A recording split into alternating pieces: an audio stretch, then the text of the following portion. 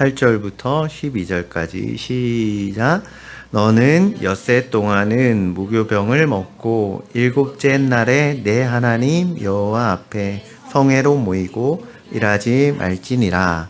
7주를 셀지니 곡식의 낫을 대는 첫날부터 7주를 세어 내 하나님 여호와 앞에 77절을 지키되 내 하나님 여호와께서 내게 복을 주신 대로 내 힘을 헤아려 자원하는 예물을 드리고 너와 내 자녀와 노비와 성중에 있는 레위인과 및 너희 중에 있는 객과 고아와 가부가 함께 내 하나님 여호와께서 자기의 이름을 두시려고 택하신 곳에서 내 하나님 여호와 앞에서 즐거워할지니라.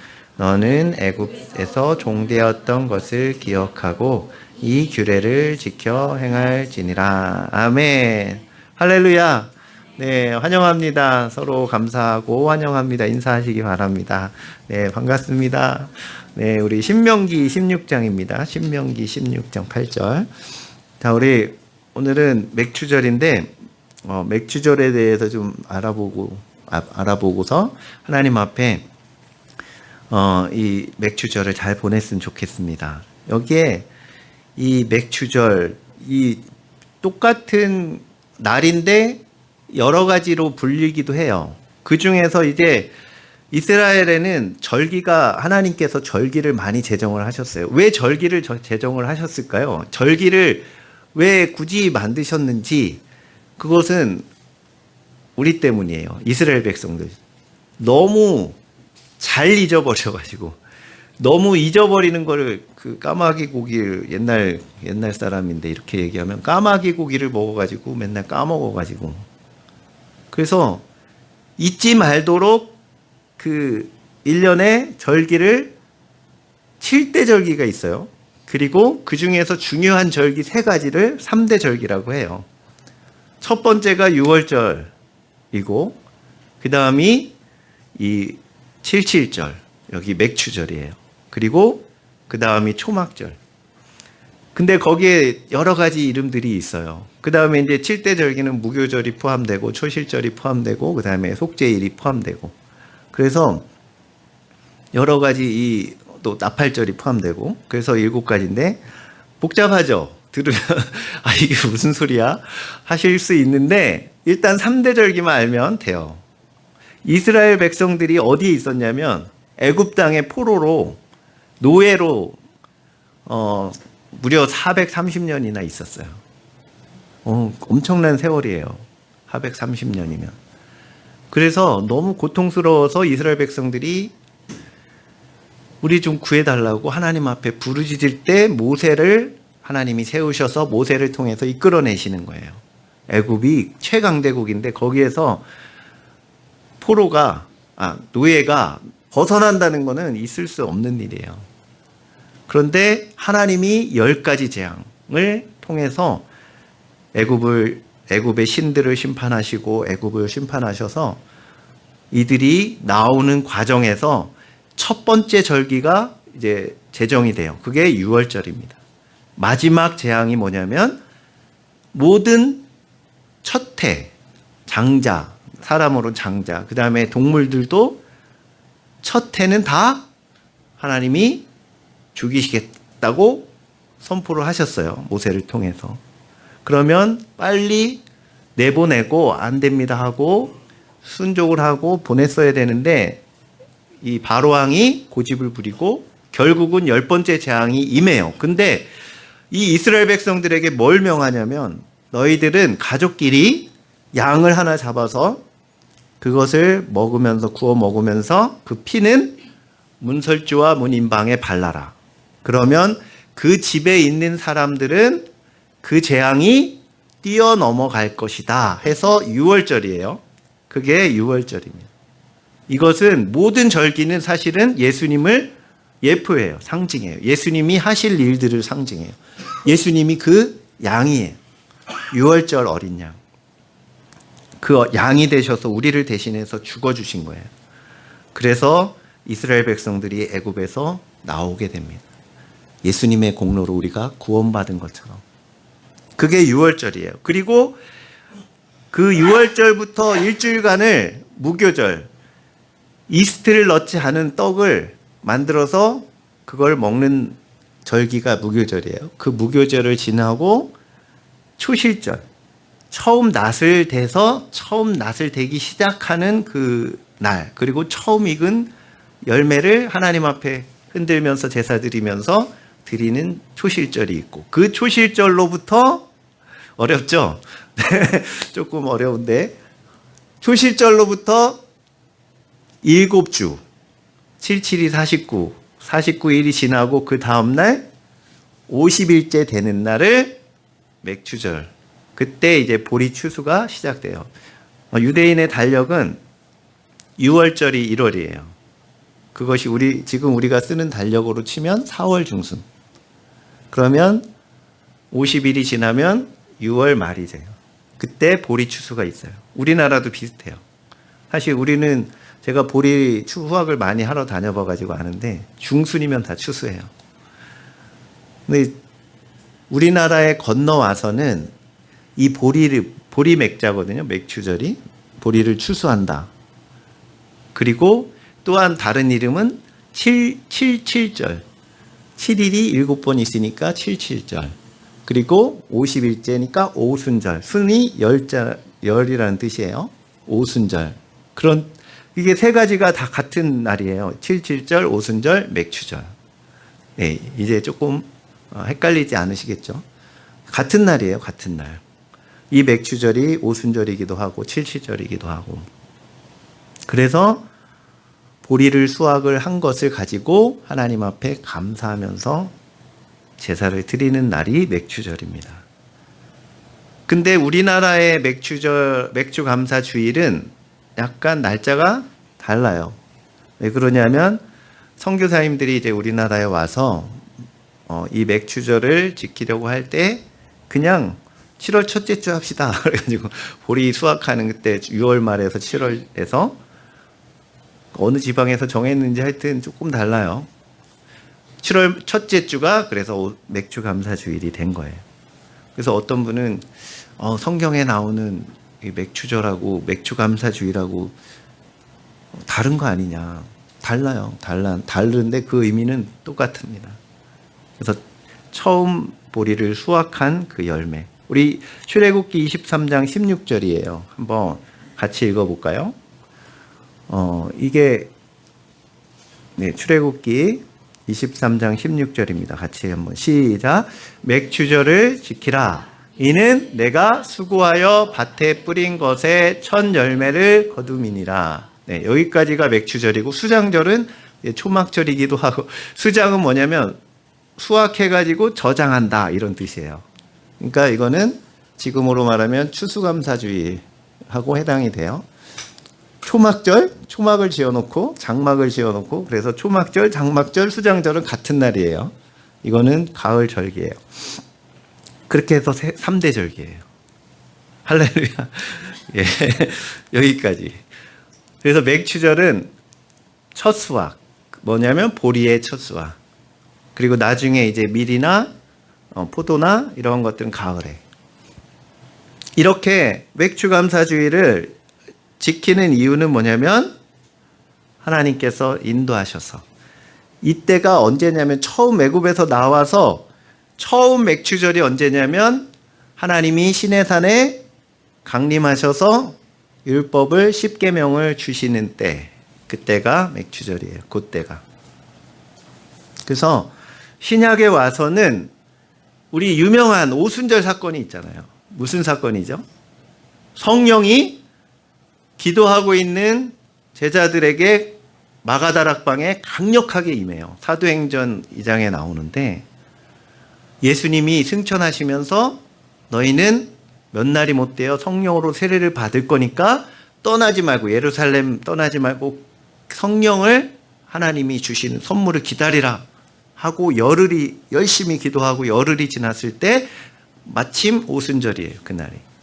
그때 명절을 세러 이 3대 절기에는 모든 이스라엘 백성들이 다 와서 성전에서 예배를 드려야 되거든요. 많은 사람들이 오는데 오순절날 성령이 마가다락방에 강력하게 임해서 갑자기 불이 임하고 방언이 터지고 사람들이 이제 제자들이 난리가 난 거예요. 성령 받아서. 그리고 사람들이 이게 뭔 일이야 하고서 모였는데 수천 명이 모였어요. 명절을 새로 왔기 때문에. 그래서 베드로가 일어나서 회개하고 성령의 선물을 받아라 하고 쭉 설교를 하니까 그날 3,000명이 그 자리에서 회개하고 예수님을 믿어요. 그래서 예루살렘 교회가 시작이 됩니다. 그 오순절이 바로 이 맥추절이에요. 그러니까 굉장히 중요한 절기예요. 이 오순절날 성령이 임하셨기 때문에 교회가 탄생했고 그 성령 받아서 구원받은 사람들이 수학이에요. 영적으로 봤을 때. 그 사람들, 저와 여러분들도 그 수학 중에 하나예요. 성령 받아서 예수님 믿으니까. 그래서 이 오순절날, 이 맥주절은 굉장히 중요합니다. 그래서 모든 절기는 예수님을 상징하고 예수님이 하시는 일을 미리 예언하고 예표하는 것들이에요. 그러니까 6월절 말씀드렸고 초실절은 예수님의 부활을 상징해요. 그리고 첫 열매니까 부활의 첫 열매. 그리고 오순절은 성령의 강림하심. 그래서 교회가 시작되는 것을 나타내고 초막절은 이제 하나님이 나팔절은 뭐냐면 이제 주님이 재림하실 것을 나타내고 하나님이 수확하셔서 이제 가라지와 또 알곡을 나누시고 천국 저장, 수장절, 천국으로 우리를 인도하시는 것이 초막절이에요. 그래서 모든 것이 이 예수님을 상징하는데 그 중에서 우리는 맥주절을 지내고 있습니다. 할렐루야. 네. 그래서 절기를 지키게 하심으로써 기억하라고 하신 가장 중요한 핵심이 뭐예요? 하나님께서 나를 구원하셨다는 것. 노예에서 살려내셨다는 것.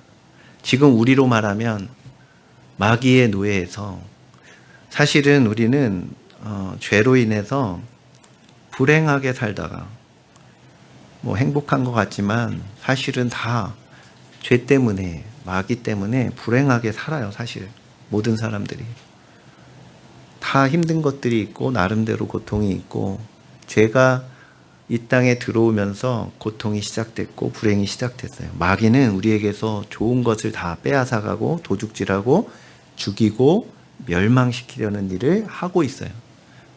거기에서 우리를 건져주신 분이 예수님이세요. 예수님께서 우리의 6월절 어린 양이 되셔서 죽어주심으로 그 피 때문에 우리는 그 피를 발랐잖아요. 그래서 우리에게 재앙이 뛰어넘어가는, 우리에게는 재앙이 임하지 않는 은혜가 우리에게 있는 줄 믿습니다.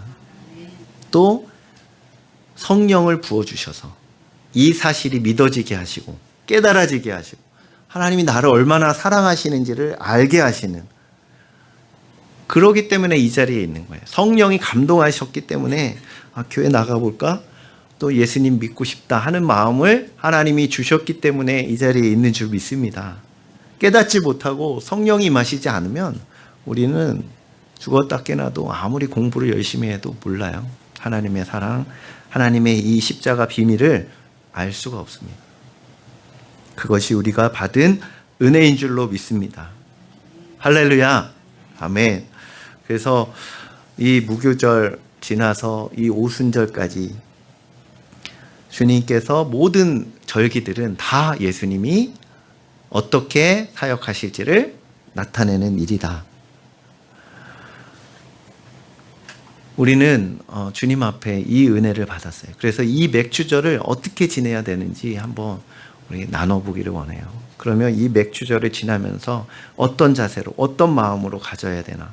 첫 번째는 모든 것이 다 주님 것이라는 것을 인정하는 믿음을 가지고 주님 앞에 기꺼이 드리는, 여기에 이 맥주절의 가장 중요한 단어가 뭐냐면 첫 수확물이에요. 첫 수확물.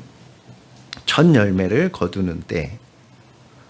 그래서 첫 열매를 주님께 드린다는 것은 주님이 주신 것임을 인정하는 표시예요.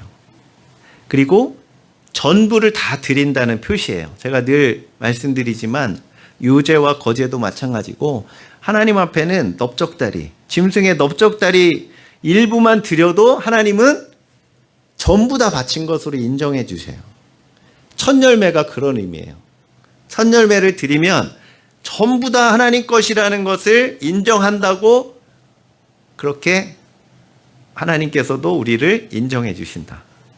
우리 출애굽기 13장 한번 2절 볼까요? 왜 그런지 출애굽기 13장 2절 같이 시작. 이스라엘 자손 중에서 사람이나 짐승을 막론하고 태에서 처음 난 모든 것은 다 거룩히 구별하여 내게 돌리라. 이는 내 것이니라 하시니라. 하나님은 첫 번 걸 굉장히 좋아하세요. 첫째. 그래서 이 10번째 재앙도 그거였잖아요. 첫 장자를 죽이시는 재앙. 그것은 하나님의 소유권을 선포하시는 거예요. 근데 그거 사람이나 짐승뿐만 아니라 모든 곡식도 첫 열매, 첫 것은 다 하나님 앞에 드릴 때 나머지는 다 받은 것으로 인정해 주신다. 이게 왜 중요하냐면 첫 것을 드리면 나머지 것을 다 드린 것으로 인정해 주시면서 하나님 앞에 드린 것들은 어떻게 되냐면 거룩해져요. 거룩한 제물이 되는 거예요. 그래서 하나님 앞에 드린 것은 거룩해진다. 예를 들어서 물질, 돈을 드리면 돈이 거룩해진다. 11조가 그런 의미인데 나머지가 다 거룩해진다는 것은 뭐냐면 돈도 다 똑같지 않다는 거예요. 나쁜 짓을 해서 번 돈은 거기에 재앙이 따라와요. 악한 영들이 역사. 그냥 평범하게 일반적으로 열심히 일해서 번 돈은 그냥 일반적인 은혜로 하나님이 주세요.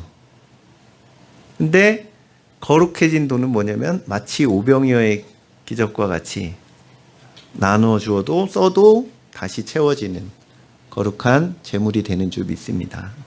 그래서 하나님 앞에 첫 열매를 드린다는 것은 믿음의 고백이에요.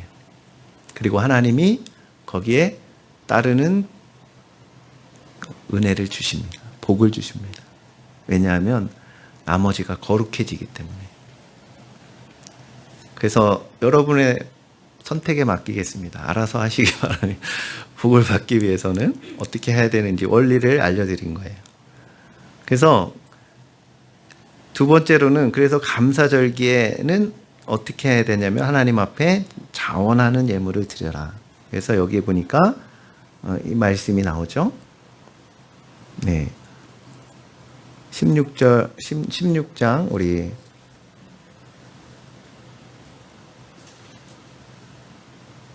네. 10절에 나옵니다. 10절에 한번 보세요. 여호와께서 내게 복을 주신 대로 내 힘을 헤아려 자원하는 예물을 드리고. 자원하는 예물. 그래서 여기에서의 핵심 단어는 자원하는이에요. 자원하는. 액수가 문제가 아니라 자원하는. 수많은 제사를 잘 드렸던 이스라엘 백성들이 이 뒤로 이제 가나안 땅에 들어가서 매년마다 절기를 잘 지켰어요. 한 번도 빼놓지 않고 제사도 잘 드리고. 그런데 그러한 이스라엘 백성들을 향해서 하나님이 이사야서에서 뭐라고 말씀하신지 아세요? 이사야서 1장 11절 한번 볼까요? 같이 시작. 여호와께서 말씀하시되 너희의 무수한 재물이 내게 무엇이 유익하뇨? 나는 순양의 번제와 살찐 짐승의 기름에 배불렀고 나는 수송아지나 어린 양이나 순염소의 피를 기뻐하지 아니하노라. 이 이스라엘 백성들이 제사는 또 절기는 정말 기가 막히게 잘 지켰어요. 한 번도 빼놓지 않고 잘 드렸는데 하나님이 뭐라고 하시냐면 이제 너희의 드리는 그 제물이 내가 질렸다. 너무너무 질렸다. 너희는 마당만 밟는구나 하고 막 책망하시고, 이 뒤에 내용이 그래요. 내가 너무나 배불렀다. 이 짐승이 너무 많이 들여지는데 하나님이 받고 싶으신 것은 그것이 아니라는 거예요. 내가 짐승을 내가 너희들이 바치면 내게 무슨 이익이 있겠느냐. 이 모든 삼림에 있는 모든 짐승이 다 내 것인데 무슨 의미냐 라고 말씀하시면서, 중요한 것은 너희는 스스로 깨끗하게 하고 또 악한 행실을 버리고, 그 뒤에 나오는 말씀이에요. 그리고 선을 베풀고 정의를 행하고 학대받는 자를 도와주며 고아를 위해서 신원하고 과부를 위해서 변호하라 라고 말씀을 하세요. 그러니까 그러한 하나님의 정말 좋아하시고 중요하게 여기시는 말씀을 순종하지는 않고 그냥 행위만 있다는 거예요. 거칠에만. 그래서 여기에도 그 말씀이 나와요. 11절에 보면 이 맥추절을 어떻게 보내라고 하시냐면, 여기에 너희들이 같이 우거하고 있는 성중에 있는 내 자녀, 노비, 레위인, 객과 고아와 과부가 다 같이 어떻게 하라고요? 축제를 즐기라. 그러니까 너희들만 즐겁게 지내는 게 아니라 그렇게 어렵고 힘든 사람들까지 다 배려해서 같이 함께 즐거워하고 축제를 벌여라. 그것이 더 중요하다라고 말씀을 하시는 거예요. 하나님 앞에 드리는 것도 자원해서 드리고, 헤아려 가지고 힘 되는 대로 헤아려서 드리라는 거예요.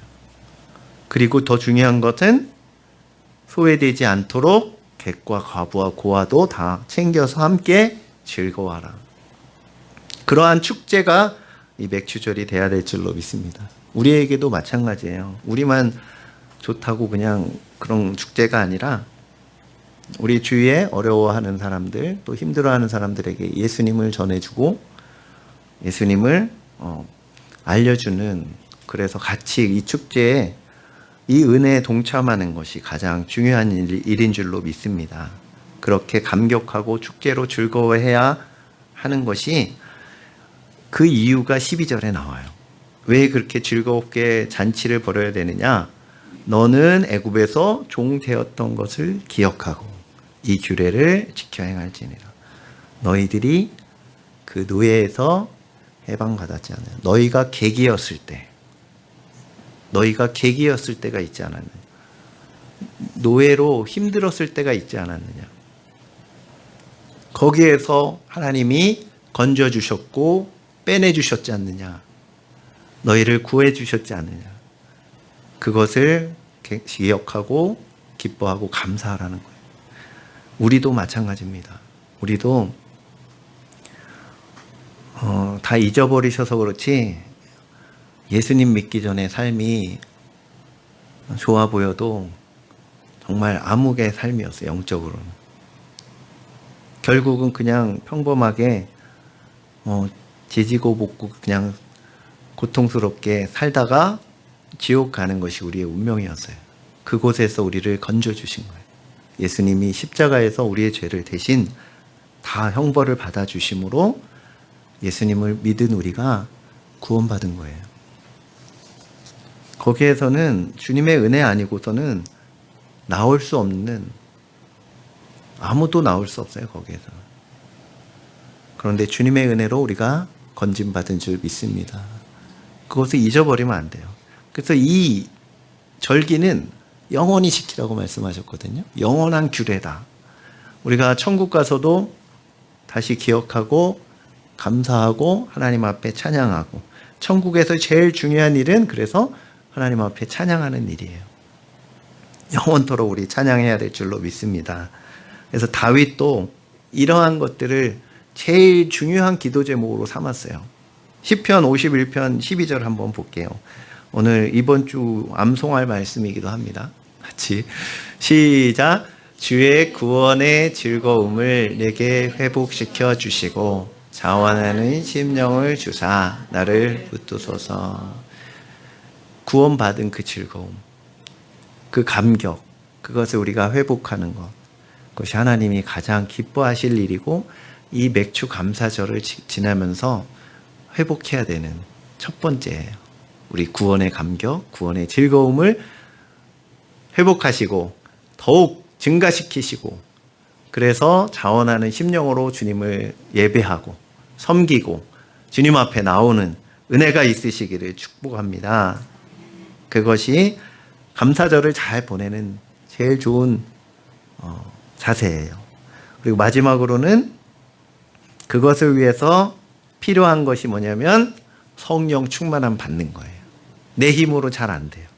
결심한다고 잘 안 돼요. 성령 받는 거예요.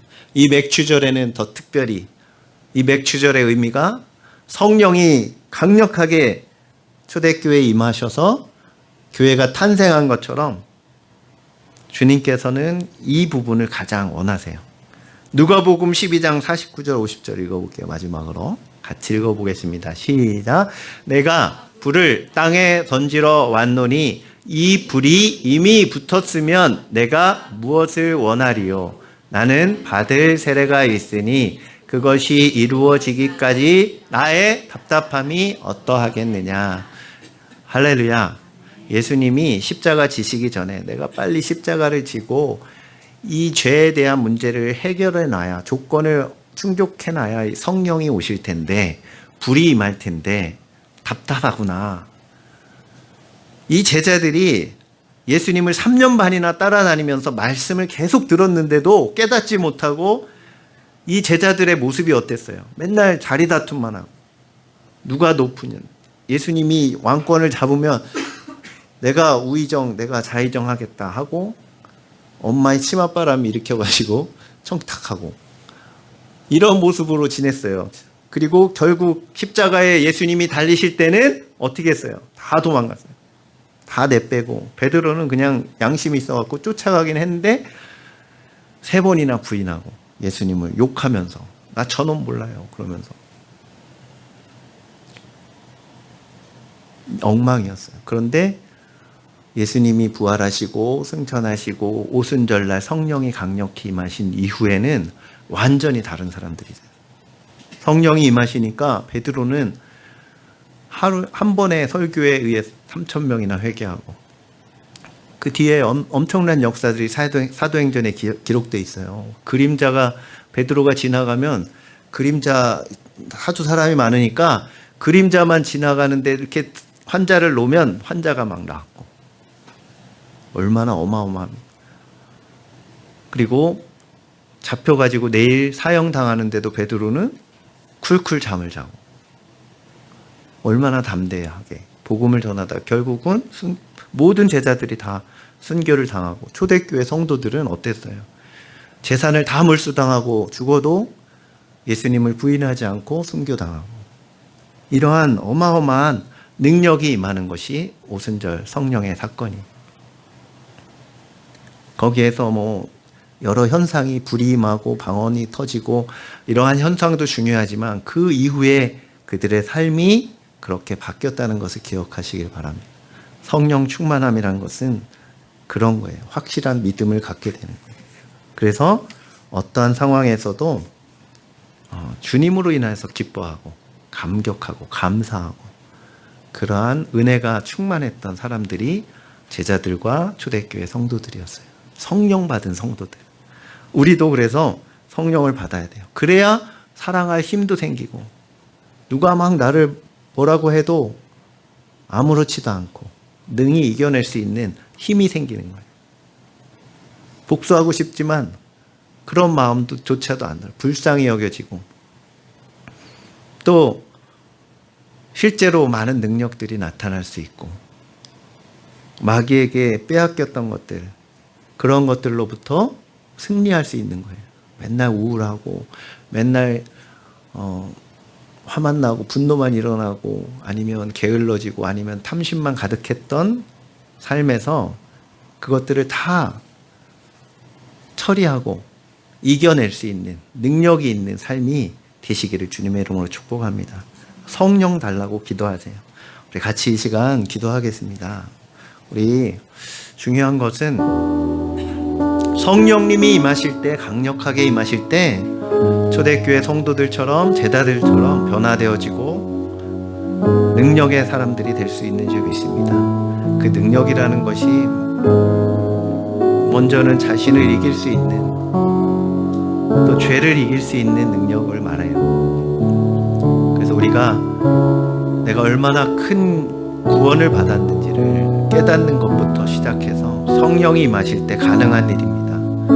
얼마나 큰 은혜를 받고 내가 얼마나 감사할 일이 많은지를 깨닫는 것부터 시작인 줄로 믿습니다. 성령 달라고 우리 같이 간절한 마음으로 기도하고 성령이 임할 때 감사도 나올 수 있는 같이 기도하겠습니다.